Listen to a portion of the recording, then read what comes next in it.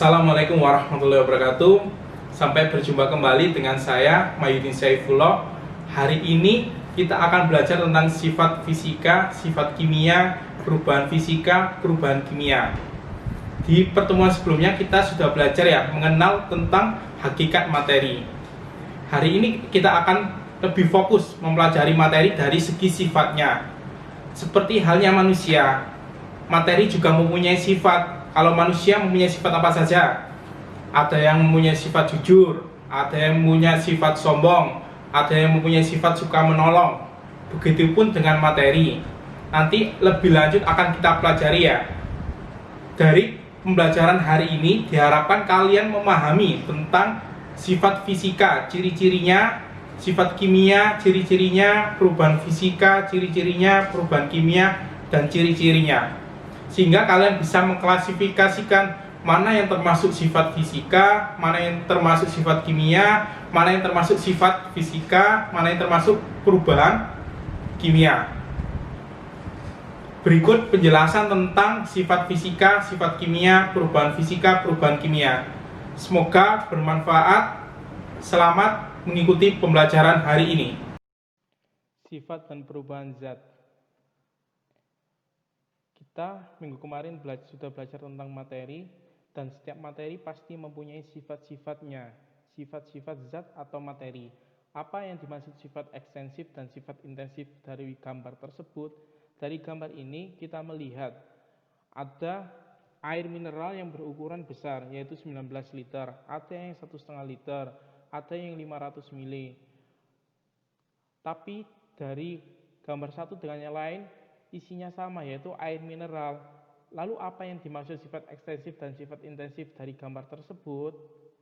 Sifat ekstensif yaitu sifat materi yang bergantung pada jumlah zat atau ukuran materi. Seperti volume, semakin besar ukuran suatu zat, semakin besar volume zat tersebut. Massa semakin banyak jumlah zat, semakin besar pula massa zat tersebut. Jadi gambar ini menunjukkan sifat ekstensifnya berbeda. Yang satu berukuran 19 liter, yang satu ada yang 1,5 liter, ada yang 500 ml.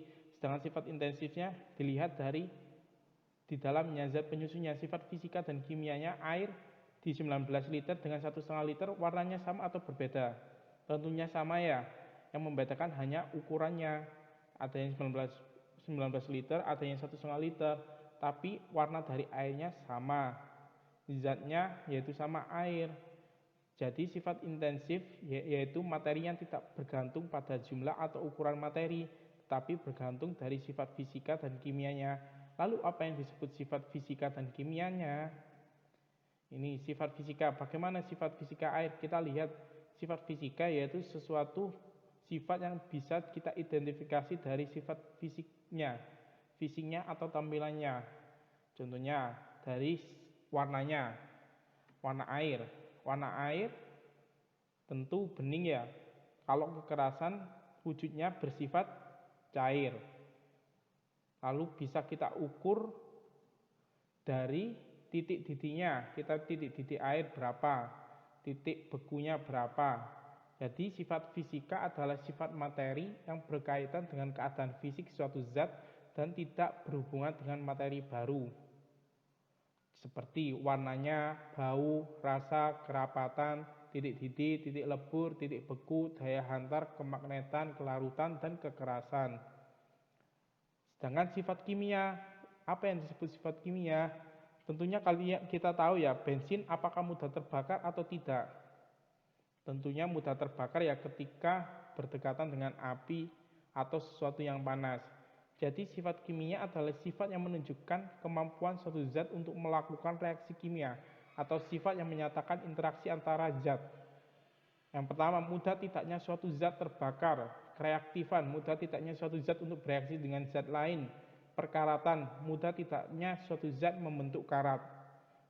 Apakah sama sifat kimianya antara besi dengan kayu? Tentunya berbeda ya. Kalau besi sifat kimianya cenderung akan mudah untuk berkarat, sedangkan kayu tidak. Saat ini kita belajar tentang perubahan zat. Kita lihat gambar apa?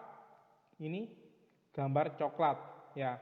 Coklat dalam wujud padat ketika dipanaskan akan berbentuk cair. Ketika cair kita dinginkan akan berubah menjadi padat. Zat penyusun antara cair sama waktu wujud padat tentunya sama, yaitu coklat. Tidak mengalami perubahan zat, sama-sama tetap coklat di dalam wujud apapun, cair atau padat. Ini gambar kedua. Es batu. Es batu ketika dalam wujud padat tetap zat penyusunnya yaitu air. Ketika mencair zat penyusunnya yaitu air. Dibolak-balik tetap zat penyusunnya yaitu air dalam wujud padat maupun cair. Air dalam bentuk uap air yaitu zat penyusunnya waktu uap air tetap air. Kita buktikan ketika dikasih tutup. Ketika menguap berbentuk gas, ketika ada tutupnya akan terlihat bintik-bintik air yang menunjukkan tetap dalam wujudnya yaitu air. Ini proses mengembun, proses sublimasi. Ketika wujud padat berubah cair disebut mencair, ketika cair menjadi padat disebut membeku, ketika padat menjadi gas disebut menyublim, ketika gas menjadi padat disebut deposisi, ketika gas menjadi cair disebut mengembun, ketika cair menjadi gas disebut menguap. Kalau gambar ini apa? Ini gambar kertas yang dibakar ya. Kertas yang dibakar akan menghasilkan abu. Abu apakah bisa kembali lagi menjadi kertas? Tentunya tidak bisa ya. Zat yang membentuk kertas dan abu berbeda pula. Ini gambar buah yang sudah busuk. Buah yang sudah busuk apakah bisa kembali lagi menjadi buah yang segar? Tidak bisa ya. Dan zat penyusunnya juga akan berbeda. Buah yang segar tentunya akan menyehatkan zat-zat yang ada dalam buah tersebut. Tetapi buah yang busuk kebalikannya, yaitu zat-zat penyusunnya akan membuat kita sakit. Ini besi yang sudah berkarat. Besi yang sudah berkarat tentunya rapuh ya, berbeda dengan besi yang masih kuat, masih sempurna. Ini menunjukkan zat-zat penyusunnya berbeda antara besi yang berkarat sama besi yang masih bagus. Lalu apa yang disebut perubahan fisika dan perubahan kimia? Perubahan fisika atau fisis adalah perubahan zat yang tidak menghasilkan zat jenis baru. Ciri-ciri perubahan fisika adalah sebagai berikut. Tidak terbentuk zat jenis baru, zat yang mengalami perubahan dapat kembali ke bentuk semula, perubahan yang terjadi hanya diikuti perubahan sifat fisika. Salah satu sifat fisika tadi yaitu wujud, hanya berubah wujudnya, es batu menjadi air, air menjadi es batu, hanya perubahan wujudnya dari padat menjadi cair, cair menjadi padat. Tetapi zat penyusunnya yaitu tetap sama, yaitu air. Seperti coklat tadi juga ya. Tidak terbentuk zat jenis baru, zatnya tetap sama, air tetap air dalam wujud apapun. Berbeda dengan perubahan kimia. Perubahan kimia adalah perubahan suatu zat yang menghasilkan zat jenis baru. Perubahan kimia adalah perubahan yang bersifat kekal. Ciri-ciri perubahan kimia yaitu terbentuk zat jenis baru. Zat yang berubah tidak dapat kembali ke bentuk semula. Perubahan yang terjadi diikuti oleh perubahan sifat kimia melalui reaksi kimia.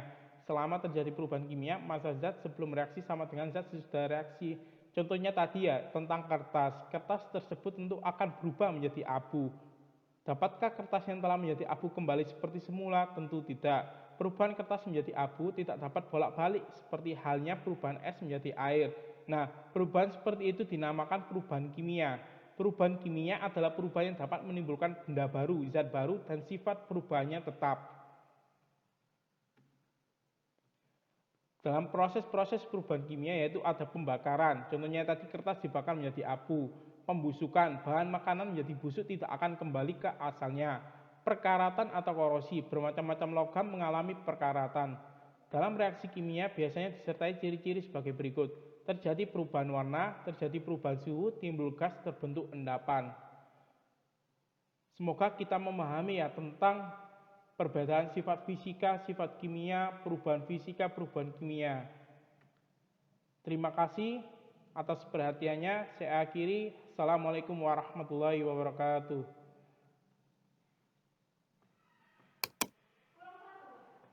Itulah materi yang bisa saya sampaikan. Semoga bisa bermanfaat dalam kehidupan sehari-hari. Semoga kita senantiasa diberi ilmu yang barokah. Salam hebat untuk kita semua.